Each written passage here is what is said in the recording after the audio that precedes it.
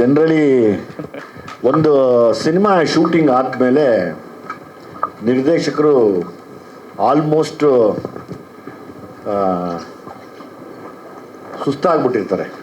ಅವ್ರಿಗಿನ್ನೇನು ತಲೆ ಓಡಲ್ಲ. ಶೂಟಿಂಗು, ಎಲ್ಲರದು ಪರ್ಫಾರ್ಮೆನ್ಸ್ ತೆಗಿಯೋದು ಅದೆಲ್ಲ ಮುಗಿದ್ಮೇಲೆ ಹೆಂಗಾಗೋಗ್ಬಿಡುತ್ತೆ ಅಂದರೆ ನಮ್ಮ ತಲೆ ಓಡ್ತಾನೆ ಇರೋಲ್ಲ. ಆವಾಗ ನಮಗೆ ಮತ್ತೆ ಜೀವ ಕೊಡೋದು ಅಂದರೆ ಮ್ಯೂಸಿಕ್ ಡೈರೆಕ್ಟ್ರು ಮತ್ತು ಲಿರಿಸಿಸ್ಟ್. ಯಾವಾಗಲೂ ಆ ವಿಷಯದಲ್ಲಿ ನಾನು ಫ್ರಮ್ ದ ಸಲಗಾಯಿಂದನೂ ಅದೆಷ್ಟು ಜನ್ಮದ್ದು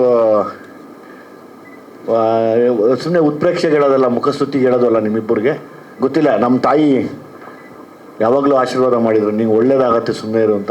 ಹಂಗೆ ಒಳ್ಳೇದಾಗತ್ತೆ ಅನ್ನೋದಕ್ಕೆ ನಮ್ಮ ತಾಯಿ ಆಶೀರ್ವಾದನೇ ಇವರಿಬ್ಬರು ನನಗೆ ಸಲಗಾಯಿಂದ ಕರ್ಕೊಂಡು ಬರ್ತಾ ಇರೋದು. ಸೊ ಹಾಗಾಗಿ ಚರಣ್ಗೆ ಮತ್ತು ನಾಗಾರ್ಜುನ ಶರ್ಮಾ ನಾನು ಯಾವಾಗಲೂ ನಿಮಗೆ ಚಿರಋಣಿ ಆಗಿರ್ತೀನಿ. ನಾವೇನೇ ಮಾಡಿದ್ರು ಚೆನ್ನಾಗಿ ಆಗ್ತಾ ಇದೆ ಅನ್ನೋಕ್ಕೆ ನೀವಿಬ್ಬರೇ ಮೈನ್ ಕಾರಣ. ಒಂದು ಸರಿ ಶೂಟಿಂಗ್ ಮುಗಿದ್ಮೇಲೆ ಮುಗಿದೋಯ್ತು ನಮ್ಮ ಕತೆ. ತಲೆ ಓಡಲ್ಲ ನಮಗೆ, ಅಂದರೆ ನಂಬಾಗ್ಬಿಟ್ಟಿರುತ್ತೆ, ಗೊತ್ತಾಗಲ್ಲ ಏನು ಮಾಡಬೇಕು ಏನು ಬಿಡಬೇಕು ಅಂತ. ಅವಾಗ ನಾವು ಹೇಳಿದಾಗ ಅದಕ್ಕೆ ಬದುಕನ್ನ ಕಟ್ಕೊಡ್ತೀರ ಮತ್ತೆ ಎಲ್ಲನೂ.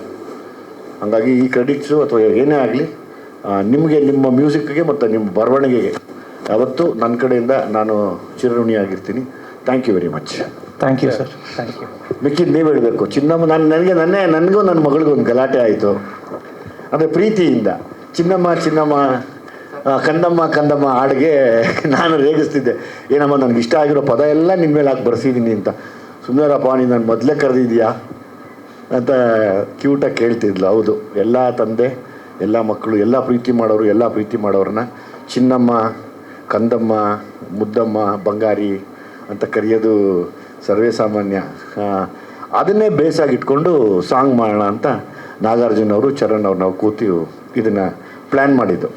ಮಿಕ್ಕಿದ್ದು ತಾವು ಪ್ರಶ್ನೆ ಕೇಳ್ಬೋದು, ನಾವು ಉತ್ತರ ಕೊಡ್ತೀವಿ, ತಾವಿಬ್ಬರು ಮಾತಾಡ್ಬೋದು.